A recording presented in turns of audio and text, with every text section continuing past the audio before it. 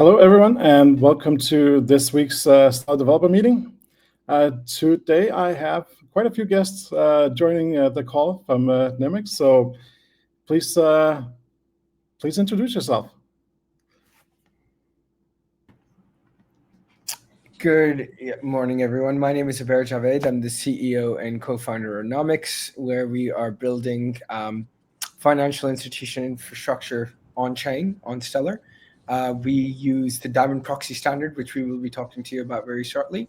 And our entire objective is to allow a seamless transition for asset managers to seamlessly transition on-chain without ever realizing that it's actually blockchain that's running the show in the background. I'll pass over to Thomas and Sebastian. Yeah, my name's Thomas Braun. I'm here at Nomyx. Been working on Sorbonne, a project that caught my eye as a native Rust developer. I've been doing it now for about 10 years, that is to say Rust. And so far, my experience working Stellar has been incredible. I had experience working on other blockchains, and being a Rust developer and being familiar with the benefits of the language, I feel like Stellar's system makes it really intuitive for a seasoned developer, and even those with lesser experience to just jump on board. So this has been a really fun and interesting experience for me so far. Hi, everybody. My name is Sebastian Scheppes. I'm the CTO here at Nomyx, and I'm excited to be here. We've been working on this technology for a while, and Thomas is one of the best Rust developers we know, and we've had a really good time building this infrastructure. So we hope that you enjoy what you see and find it useful.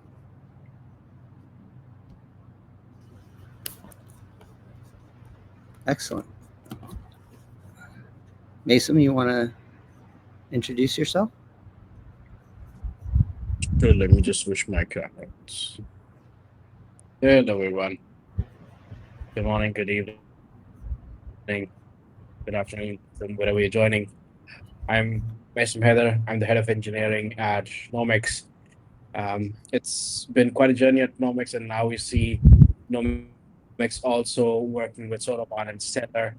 And my part here is to integrate that into our overall auto deploy solution, where we're able to onboard customers within a 20 to 30 minute time frame and deploy them onto their target chain. And we're quickly onboarding them onto Stellar and Sorbonne chains as well. Great, thank you for the introductions. Yeah. I really love tooling, and what can make your work as a developer and deploying your smart contracts easier. That's something that's really interesting to me. I have not had a chance to play around with your solution, so I'm super excited to see your presentation and your demo. Right. Sounds great. So to start off, I believe we would like to share a little bit about the motivation for why we were developing the Sorbonne version of the Diamond proxy standard. So, like I mentioned earlier, our mission at Nomyx is to allow traditional asset managers and traditional finance projects to transition on-chain in a manner which completely abstracts away the complexity of blockchain technology, where they don't even realize that it's blockchain running the show in the background. We don't say the B word, we don't say the C word. There's no blockchain, no crypto. It just happens to run on blockchain-based infrastructure. So one of the key challenges that we saw when we were going out there and refining our product market fit was convincing these asset managers to transition on-chain, because everyone has their preconceived biases about blockchain technology, which is, hey, it's immutable. And once something is deployed on-chain, that can never, ever be changed ever again, which is great when you're operating in the DeFi land, where you've got pictures of monkeys on NFTs, or I don't know you, you don't know me, and you're issuing a random token that I want to audit the code for to make sure I'm not going to get rugged, or I'm not going to get my token stolen, or you're not going to dilute me just by issuing new tokens. But that immutability is a double-edged sword. That immutability turns into a massive liability for financial institutions that expect to update these smart contracts at a regular cadence when either a 0-day bug is discovered or whether regulations change. As you all know, we're in the very nascent stages of tokenization as a industry, as a market segment, maybe only 3 to 5 years tops. And because of this immutability, these asset managers were very hesitant to adopt, because when you do smart contract upgrades in the traditional sense, which is you're deprecating the old contract and transitioning everyone to a new contract, it's a massive pain for the asset issuer. It's a it's a very poor user experience for the end user as well. So what we're deploying out there into the world looks, feels, and smells like a traditional brokerage account that's built on these Diamond Proxy Standard. One of the key reasons that all of the tokenization initiatives to date, apart from a few very few exceptions, have happened behind walled gardens is because of this feature, because they want to carefully control the entire blockchain that they're operating on. So if they need to roll something back or if they need to upgrade things, they have the complete carte blanche to do so. But we all know that there's inherent liquidity on public ledgers. And if you want to democratize access to various financial instruments and increase your investor base, you need to be able to tackle these public blockchains. This entire concept, this entire challenge is why we decided to build the Diamond Proxy Standard on Soroban. I'll pause here very quickly for any comments from you, Carsten. Yeah, I just want to say that if anyone watching here has any questions, please feel free to post them in the chat, and we will try to take them as they come in. But yeah, I think that was a great intro. Maybe just very briefly describe what the diamond pattern, what that is, for those who are not less familiar with it.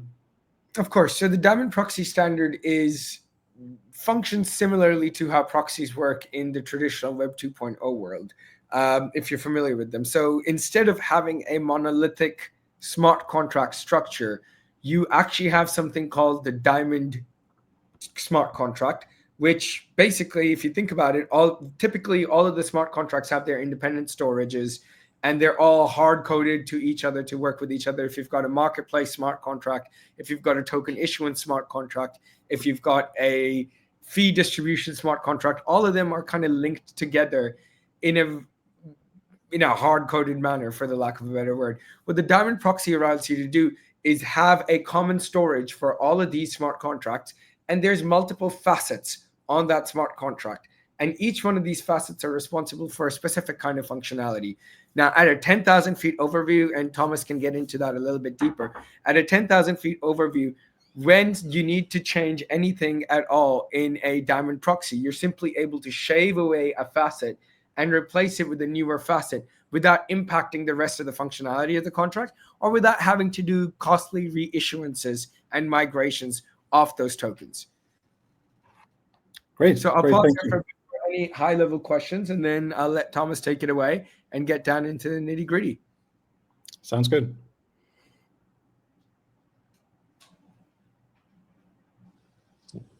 There was one question from the audience asking for a link to the standard. Now, did you want it in just like a GitHub repo link of our SEP filing? Because that's what we're going to go over next.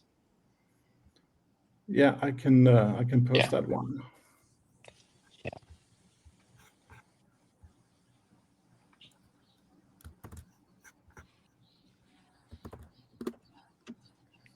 Okay, there we go.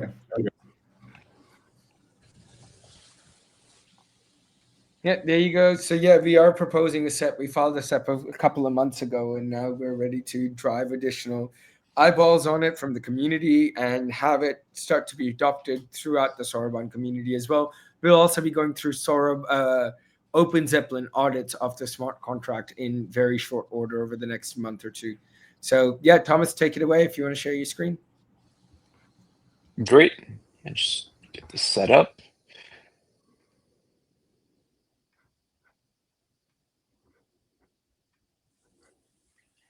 All right, the Diamond Proxy Standard So before I get into discussing the jargon that's used here, because somebody looking at this for the first time will be inundated with all these new keywords, I think as a developer speaking to other developers, it makes the most sense to approach this from a common perspective. Typically, when we're developing a smart contract, we can think of a smart contract as like a class of sorts. It's something that runs and it's structured. You can add functions to it. You can add data fields to it. You can control how those data fields are accessed through different view modifiers. And in Web 3.0 or in blockchain space, instead of having a class just running on your local machine, which is the case for normal object-oriented programming, when you're talking about paradigms like Stellar or Ethereum, anything like that, we have a distributed class. So that class file, that code, is being executed across many machines at once. And so there's a beauty and elegance to the notion of smart contracts. Now, in order to achieve that, you have to have consensus, and there has to be a pin to the location of where that smart contract exists. And that's one of the reasons why we have to have the Diamond proxy, because it's great. You can go ahead, deploy a smart contract, but we quickly run into the problem in the Web3 space where, say, you have some business logic and you deploy it. A month down the road, manager approaches you and says, hey, I would like this functionality changed. Well, in order to do that, you're going to have to A, redeploy, and B, change the pointer of the smart contract on chain and tell anybody who's using your system, okay, don't target this contract address anymore, target this one. And so you could have, let's say, some kind of layer that automatically reroutes all that for you. And people were doing that for some time. But what if there was a way to proxy and reroute calls on the blockchain itself? So how can we go from something that is intrinsically immutable to something that is actually mutable? And so it seems like a little bit like magic, but it really isn't. And therein lies the beauty of the Diamond proxy, is that it is simple, yet seems like magic. With the Diamond proxy, what you have is you have several stable points in the decentralized memory. Those stable points are your proxy and your shared storage layer. As far as the user is concerned, their interactions are going to target the Diamond proxy. So let's assume a very simple case. I want to deploy a smart contract. What I do is I make sure the Diamond proxy is deployed, and then I deploy the smart contract, not directly, but through a proxy. So the Diamond proxy, through a function called Diamond cut, deploys the smart contract, which we call facet, and initializes it.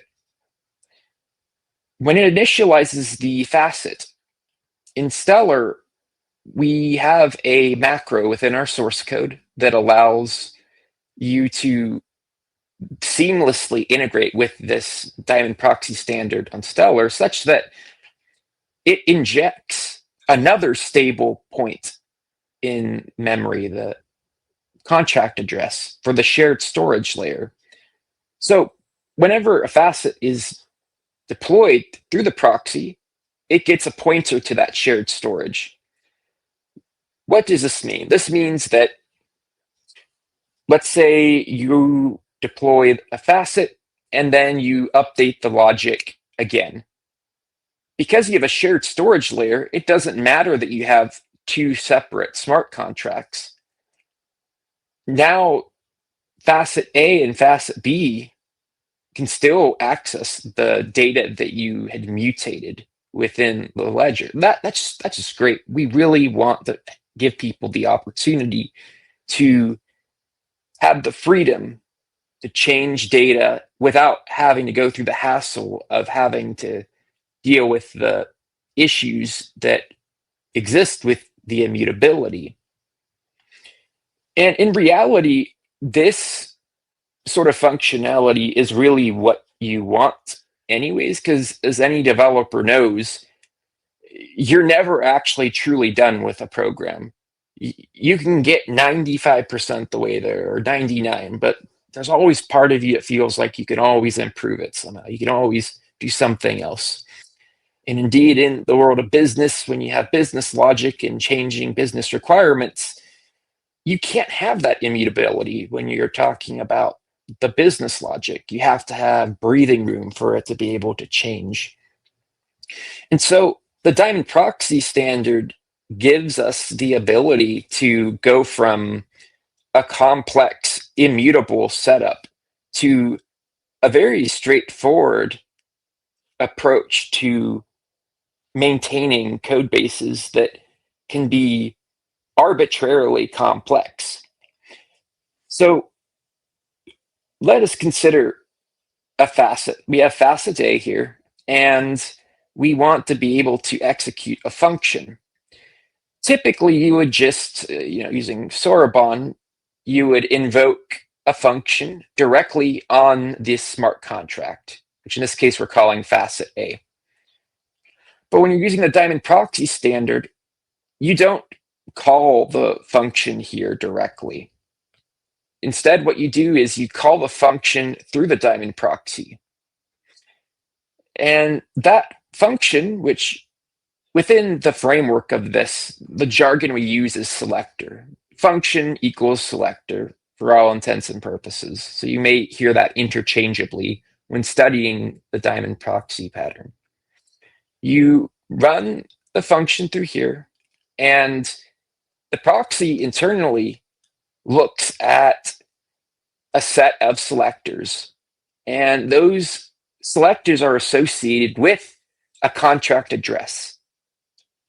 And because it knows where that contract exists, it then proxies the call to the associated facet, whether that be facet A or facet B. Let's say facet A has two functions, alpha and beta. And then you want to update function alpha.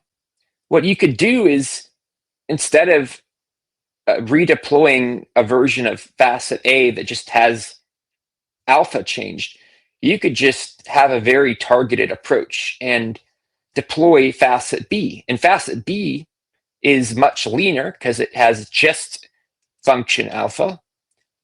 So the gas costs associated with deployment are going to be cheaper.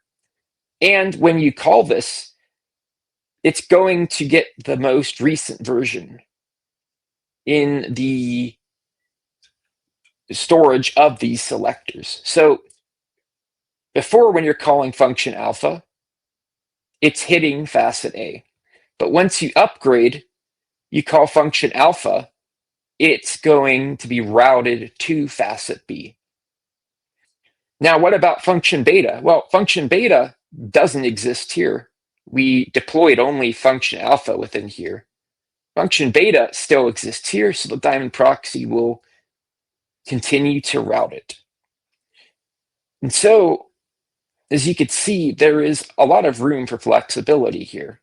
Now, if the developer wants to, they could still deploy a version of facet A that has alpha and beta functions, and beta doesn't change, but alpha does. And that just means that when we call the function to the Diamond proxy, it's almost as if facet A just doesn't exist. Its functions are not being called. But that's not to say that if any calls we made to facet A in any way mutated the information, that you can't access that mutated information anymore from facet B. No, you actually still can access that mutated information. So you can imagine a scenario where as time goes on, you get more and more facets over here to the right. And you could have a very complex program if you wanted to. And going back to the analogy of object-oriented programming in a class, you could, even from like a non-upgrading perspective, you could just deploy different facets, like different modules of or namespaces within your application to have a strict separation of concerns. So not only does this allow you to have that upgradability, it also allows you to have that clear differentiation between different pieces of logic that represents your program. So from a bird's eye view, this helps consolidate your software's architecture. And not only does it do that, as we just discussed, it helps you upgrade something that would otherwise be challenging to upgrade. There's a second part to this that ought to be discussed, and that is the Diamond factory. Now, the Diamond factory's job is just to create a Diamond proxy. So why would we do that? Why not just deploy a Diamond proxy directly? Well, you could, but there's a little bit of a setup phase, just like how there's a setup phase with facets. With facets, you have an init function, which receives a pointer to the shared storage. And similar here with the factory, when it deploys a Diamond proxy, it ensures that the Diamond proxy has everything it needs to initialize itself. And so internally, it's going to set up that stable pointer to the shared storage smart contract. And that there abstracts away any setup you really have to do. So as a user, you're going to, yes, you're going to use the Diamond proxy, but you're going to first start off with the factory. You use the factory, deploy the Diamond proxy, and then once you're at that layer, you could just go ahead and treat this as normal. You don't have to touch the factory ever again if you wanted to. Or you could use the factory to create another Diamond proxy. And that Diamond proxy, in turn, will have its own shared storage address, and so on and so forth. You can use the factory over and over again. As it relates to Sorbonne, there is another feature of this SEP filing, and that's the storage helper. So typically when we're developing in Sorbonne, we have access to 3 different types of storage. We have the persistent storage, we have the instant storage, and finally we have the temporary storage. And so you would do something like storage.instance.get or something like that, and the same thing for temporary. Well, I wanted in this to have a very similar paradigm. So if you wanted to go from instance storage to shared instance storage, you would do storage.shared instance or storage.shared temporary, and so on. So it creates a very familiar pattern for the developer. There's only a slight difference, and that's that whatever you're putting in, whether it be a key or a value, because it has to exist within the storage of the Diamond proxy to know where the selectors are and where all the metadata is, it has to be serialized to XDR format, which, as Sorbonne developers know, is the encoding format we use for networking transmission.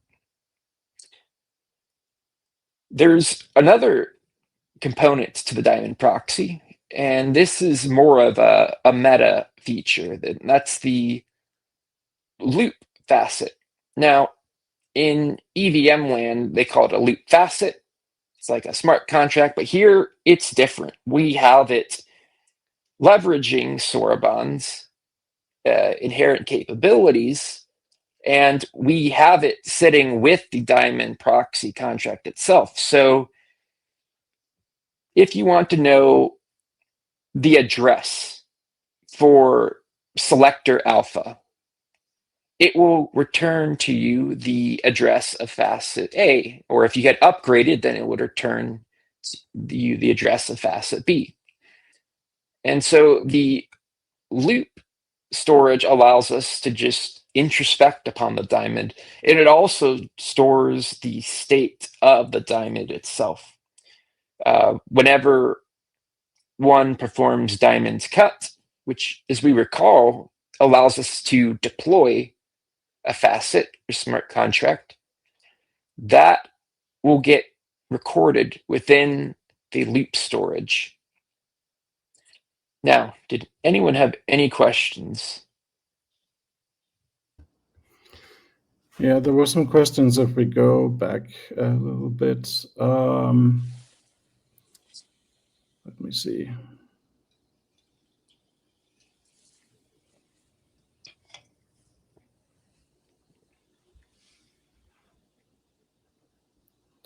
I think there was a question about when data is being stored.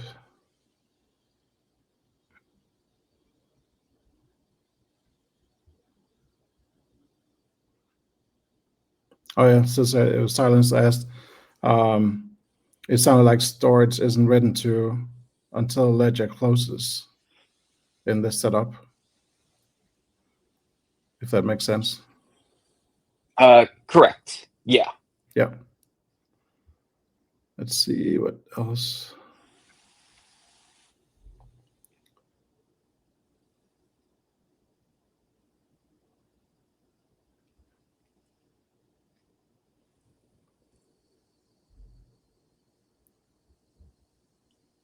Yeah, I think that was what I think Matthias had a question too.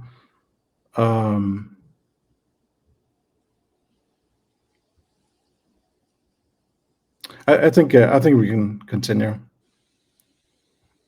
Okay. Yeah. Uber, I don't know if you wanted anything to add to this, but if not, then I'll just move on to deployment flows. Yeah, let's just do that. No, that was great. Thank you, Thomas. Okay. All right. So we've already discussed this a bit, but just to visualize what's going on, you start off, you're the user. You want to ensure that you have your diamond factory. Oh, sorry to interrupt you, but Silence had a question. He had a question. He said that you would access storage as storage shared. Yeah, you would. I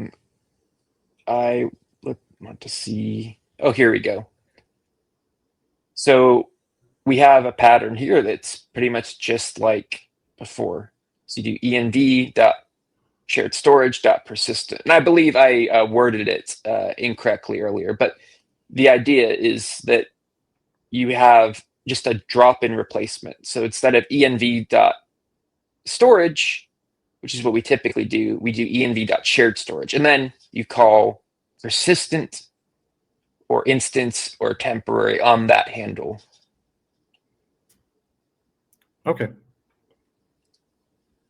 Yep. And other important thing to consider is that when you have access to that persistent shared storage handle, you need to make sure that whatever you're putting in has to be serializable to XDR.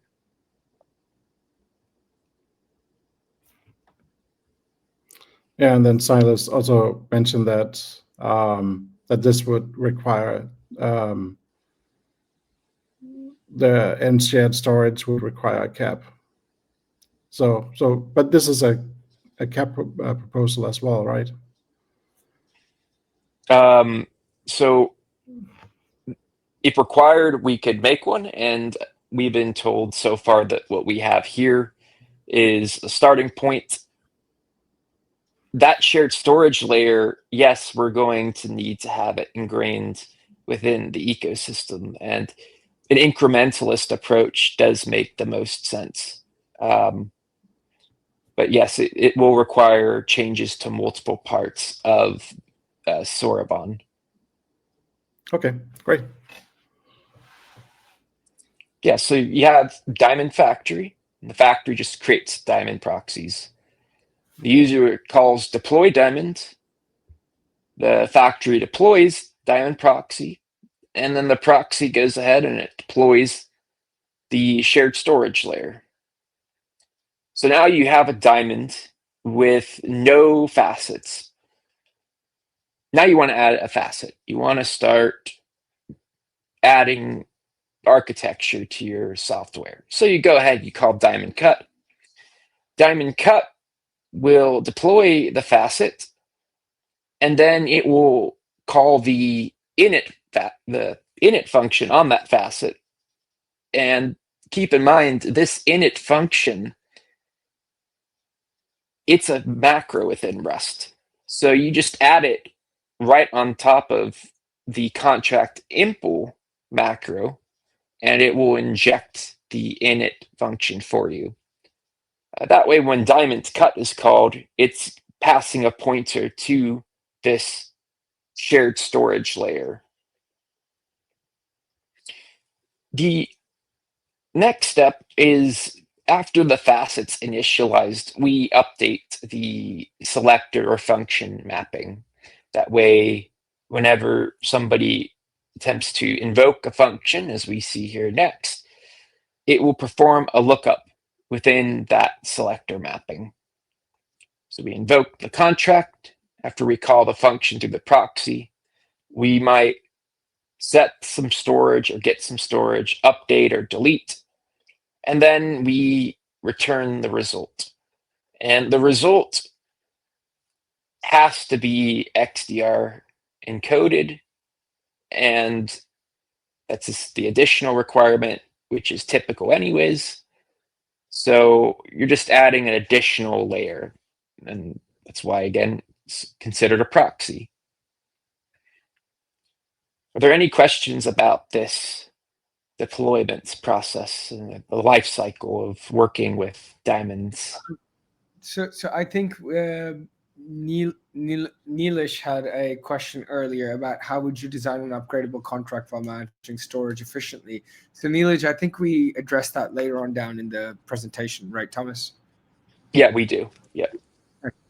And apart from that,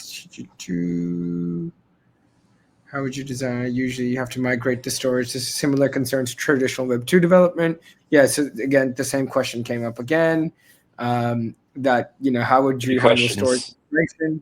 Excellent question, guys. And the entire intent of the Diamond proxy standard is that you don't have to manage smart contract storage migration. Yep. Yeah, that's also my takeaway. Great. All right.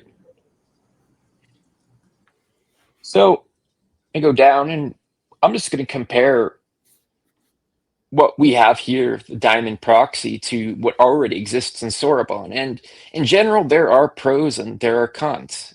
And what one chooses depends on what one has as requirements, or any preferences. So I'll start off with the first one, which I think we've already discussed, which is the notion of granularity, the ability for us to be able to define in very compartmentalized terms, or even very uncompartmentalized terms, the design of our software. In Sorbonne, if you want to update the smart contract, what you have to do is you have to call a function, and that replaces the entire smart contract. And for some people, that's all that's needed. But if you have more complex requirements, you don't want to deal with the headaches of, let's say, migration, which is the next comparison here, then you're definitely going to want to use the Diamond proxy pattern. And as discussed, we have that shared storage layer. That shared storage layer means that it doesn't matter how many times you upgrade your facets, it's going to always have a pointer to that shared storage layer. And with Sorbonne, you replace a contract, you're going to have to manually manage how you access that data and where that data is going to exist. Those are things you have to consider. But with the Diamond proxy pattern, in Stellar terms, you don't have to worry about that. You can just act like the database is always there. It's abstracted away. The code size limits.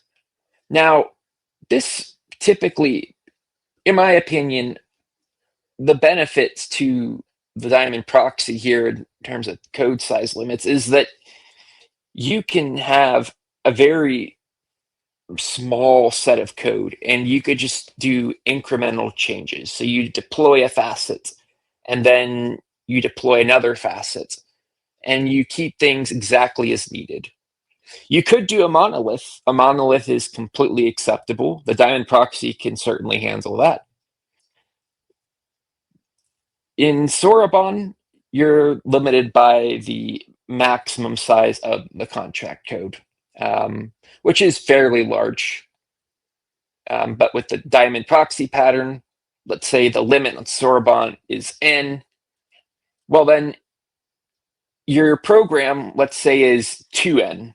What you do is you have several facets then. The first facet is of length n in size in bytecode, and then the second facet is also in size of length n of bytecode. And you have different functions for both. And when you call the Diamond proxy, it's going to proxy it to the right smart contract address. So you completely get over that hurdle of the code size. By proxy, you have that same principle applying to the method count. Now the number is still pretty high for both, but nonetheless, just imagine a typical code base that may have nowadays thousands and thousands of functions. The Diamond and proxy pattern, you can go ahead and you could accommodate for such, and you can have very large programs. Theoretically, if you wanted to, you could have a Diamond proxy pointing to hundreds, if not thousands of facets that in total are gigabytes in size. It'd be very interesting in terms of a case study to see somebody go forward with that. And really the sky's the limit there. And I think people will do some very creative things with this. We've only really just touched the surface here. And with the performance and security and stability that Rust provides, I really think that in contrast to EVM, we're going to have not only Rust developers, in my opinion, are just more seasoned, but they pay close attention to the fine details. They're very good at what they do. And that's reflected by seeing how elegant Stellar is. And the Diamond proxy is complementary to all of that. It's a simple and elegant solution which opens up the sky for everybody. And Stellar, it's in its name. I think Stellar is meant to be married with the Diamond proxy because in a way it's what allows access to those higher realms, so to speak.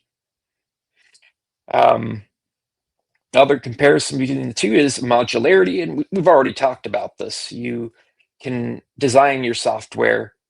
You could have different categories of your business logic and different facets, and you can visualize it as you have facet A, and then you have facet A1, which is an upgrade to facet A, and then in parallel you have facet B, facet B1, and so on and so forth. So you could independently upgrade these parts and still separate the business logic so it's clear. You have the ability to, through loop functionality, to introspect upon these functions and the addresses. There's no notion of that directly. With a smart contract, you can, of course, get the ABI. That's different, though. With introspection, this is live through actual transaction calls. And keep in mind, every time you call Diamond's cut, which is deploying the facet again, the Diamond proxy is recording that in storage. So introspection will just give you that information that it's recording. Okay, so it sounds like everything's good and all with the Diamond proxy, but as I mentioned from the very beginning, there are indeed pros and cons. One of the cons is that when you're setting up the Diamond proxy, you're also going to set up the Diamond factory, and the Diamond proxy is going to have to set up shared storage. So this is really just a one-time thing, so you have a constant initial cost. And then you also have costs associated with deploying a facet. And if on Sorbonne you want to deploy a smart contract, it is direct. But here it is indirect because we have to call Diamond cut. Diamond cut has to ensure that the bytecode exists on the blockchain, and then it has to run the functions to initialize it. And that also includes passing in that shared storage address. So because of that, yes, there is not only a constant initial cost, but there is a constant cost associated as overhead with each call to Diamond cut. So on Sorbonne, you don't really have that issue. It's just a one-to-one deployment. It's not a one to two or three smart contracts being deployed. It's just one-to-one. And to be clear, that one to multiple deployments only occurs in the very beginning when you set up the factory and you set up the shared storage. But once you have that set up, you don't have to reinitialize the shared storage. You just pass a pointer to it. So really, you're just deploying the facet, the smart contract, in the Diamond proxy. But one of the key benefits of doing it using the Diamond factory is that, let's say you're spinning up something like let's take the example of a DEX pool, right? When you know that you have to have the same contract replicated multiple times, if you're using the Diamond factory, that will reduce your overall cost in the long run, because instead of having to deploy the entire contract from scratch, you're actually calling the Diamond factory, which the bytecode already exists on chain, to deploy those contracts. Thomas, correct me if I'm wrong there. Good. Yeah. Want me to continue? You want to add please. anything there? Yeah. Did I not? Did you guys not hear me? Oh, yeah, we heard you. Okay, cool. Yeah, no, go ahead. We just discussed that there is a bit of complexity, and yeah, that does entail that the transaction costs are going to be higher, and the costs are going to be lower on Sorbonne each time. At this point, the development experience, this really varies. in my opinion, there will be an initial higher overhead simply because you're going to see all this jargon. What's a facet? What is loop introspection? What is diamond factory? What's the diamond proxy? What is all of this? And at first it might seem like a fire hose, that it's really overwhelming. But if I draw our attention back up here, it's actually really simple. And once one goes through the process of using this and seeing it in action in code, it becomes something that is just intuitive and simple. So there is that initial hurdle. And that is why in the very beginning of this presentation, I discussed, let's set aside the jargon and let's talk about this in terms that we're all familiar with. The notion that we have a class in object-oriented programming, and we want to be able to mutate it. How can we do that in Web3 space? So I think going with that approach, when teaching this to others, is you guys will eventually do, you guys continue to learn more about this and actually apply it, I think just sticking to a simple analogy is the best approach. Less is more, certainly here. It should not be something that one overthinks. I know I certainly did when I first looked at this, but at the end of the day, it's fairly straightforward. And in terms of state sharing, again, we already discussed this, so I think I will omit that one. Are there any questions about the paradigm of the Diamond proxy being brought onto Stellar, or any logistical questions, anything? We'd be happy to answer. Yeah, Matthias had some questions about large systems built on this, and how do you handle DevOps and monitoring, etc. And yeah, he says, I'm guessing you would also offer at least a tool to handle the orchestration.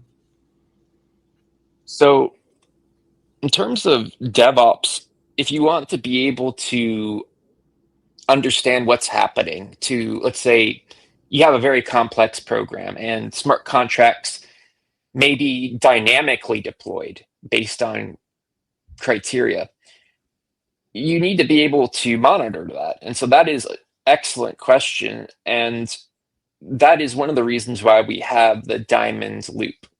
And the Diamond loop allows us to introspect. But there's another part to this SEP filing, and that's that when you perform a Diamond cut, events are emitted.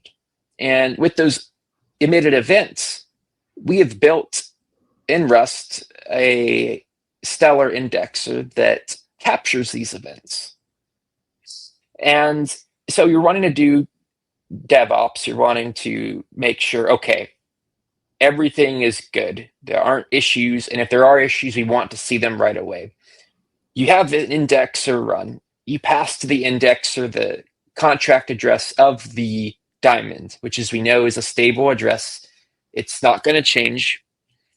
And your indexer will then listen to events, and you will have some application then that listens to specific types of those events. And if certain criteria are met, you can send an alert to Pager, whatever software you decide to use. So really, it's through indexing and listening and Diamond loop functionality, as well as listening to just those emitted events, that we open the door. As for, do we provide like an actual toolkit that allows one to monitor their Diamond? We don't have like an actual program to do that.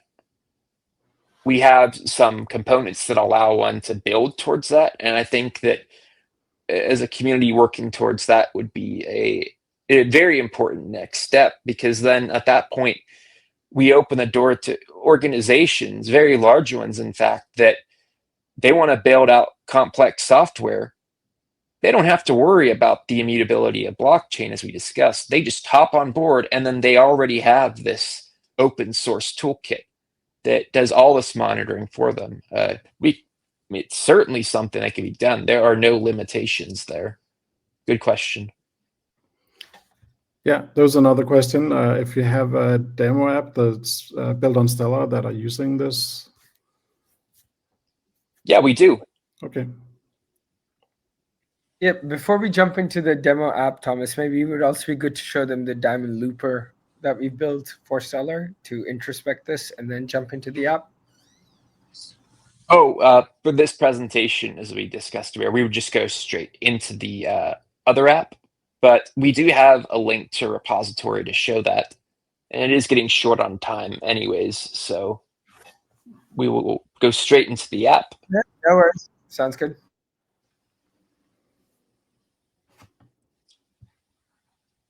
Okay.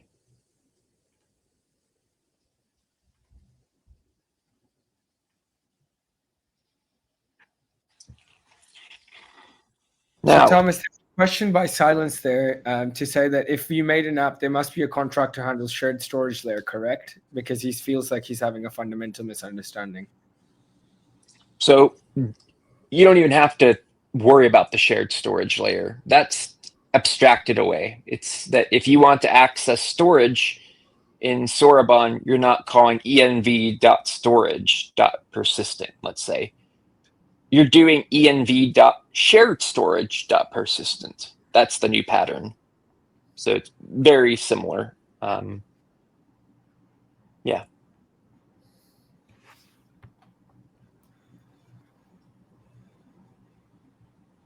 Any other questions?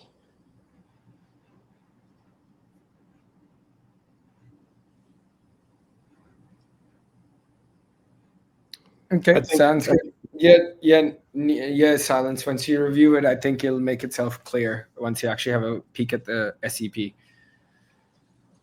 But go on, Thomas. Yeah, so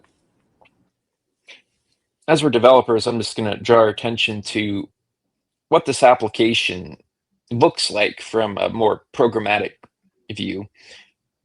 We have the Diamond factory that we talked about.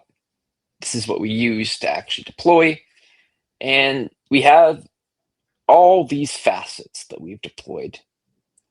And these are going to be used in a way that allows us to keep track of KYC. So in this application, we have a set of compliance rules. So we have some, say, base requirements that a person, an identity must pass. They have extended KYC requirements. And then somebody could come along and say, well, hold on. I was just told by some regulatory agency that we need rule 54B or something. So we go ahead, we add that in. We have now the set of constraints that one must pass in order to pass KYC verification. You have that on the ledger. Right now, I'm pointing at, it says Stellar testnet, but really it's pointing to a local quick start Docker image for development purposes. You have trusted issuers. In this case, we just have the company name, and the trusted issuer has an address, and they have a defined set of compliance rules. And if you look here, we have these rules, and say we want to add rule 54B, we can go ahead and do that. And we update the trusted issuer's information. And now the trusted issuer manages these compliance rules. We have identities. These are individuals. In this case, several of us on the call. Hubert and Sebastian are identities here. And if somebody wants to go through the KYC process, they would come here and they would add in information that allows us to keep track of what's going on. So organization admin, this is called the admin portal after all, allows one to keep track of this in a way that increases public trust. As far as how this relates to Diamond proxy, well, you can just imagine a case where we want to change the data structure. Let's say we want additional columns here in the data. If we just had an immutable smart contract, we couldn't actually just change it.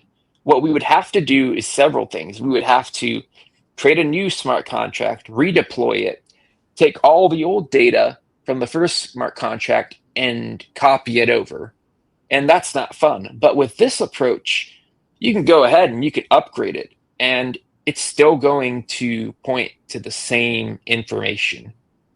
The only sense of migration really is just you keeping track of, okay, am I changing the shape of the data internally in any way?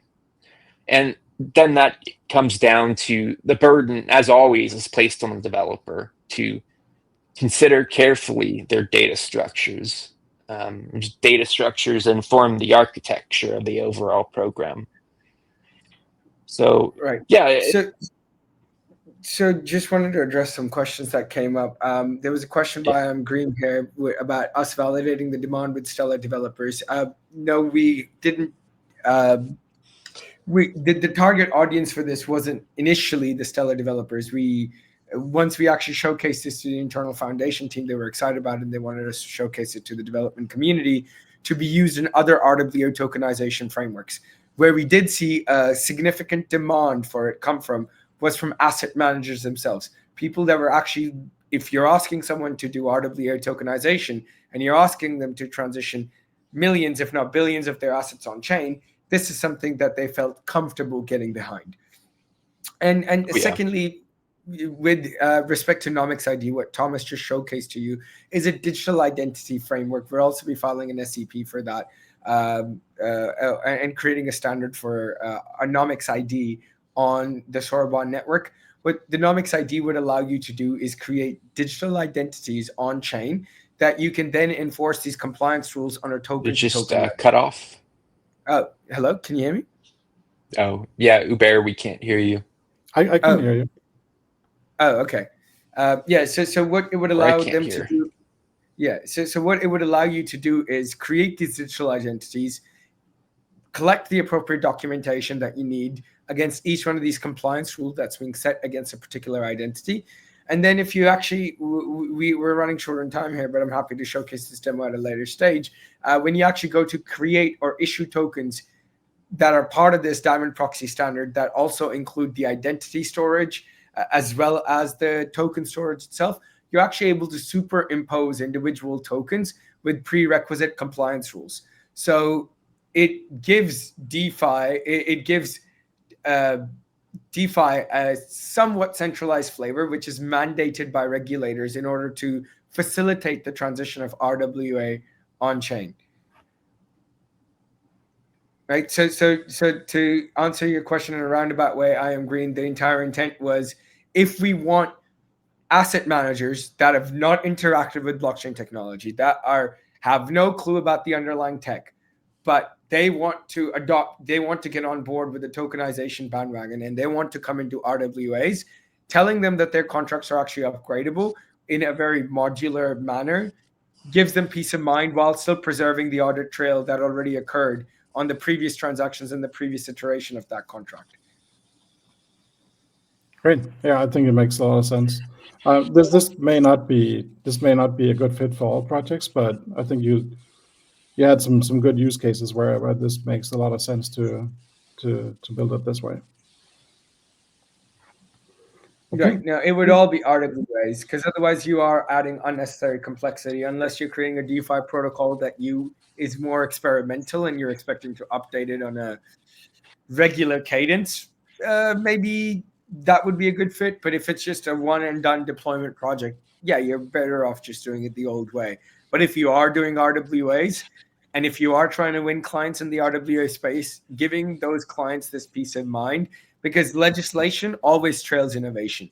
There's going to be more legislative rules and policies that are going to come in place that these smart contracts will eventually have to comply with. Yeah, great. I don't know if there's any last minute questions before we end here. Yeah, well, now you get it. My apologies. We should have started with that. The entire purpose of the shared storage is because if you upgraded a contract and you tell me all of my historical transaction data is gone, the SEC is going to be banging on their doors and it's GG, well played, game over.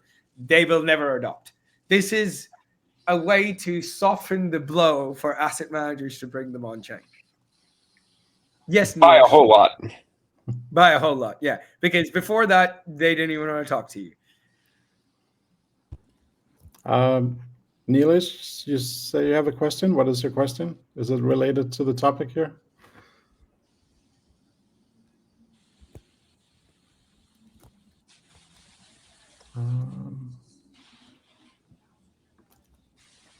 Yeah, I don't think we have any more questions. Well, oh yeah. If I want to learn about like from American learners, okay. Okay. It's more of a statement than a question. Yeah. I agree 100%. Learn Sorbonne. Yeah. Great. Thank you so much for joining today. This was super interesting. I'm looking forward to see the progress and see how this will play out. I think there's definitely some use cases where I see this has massive benefits. So yeah, super exciting. Thank you all for joining, and thank you for everyone who viewed this live stream. We'll be back again next Thursday. Thank you. Bye. Thanks, guys. And Wald, I look out for your comments from both Wald and Silence. Thank you, guys. Thank you. Yep. Have a good one, guys. See ya. Take care.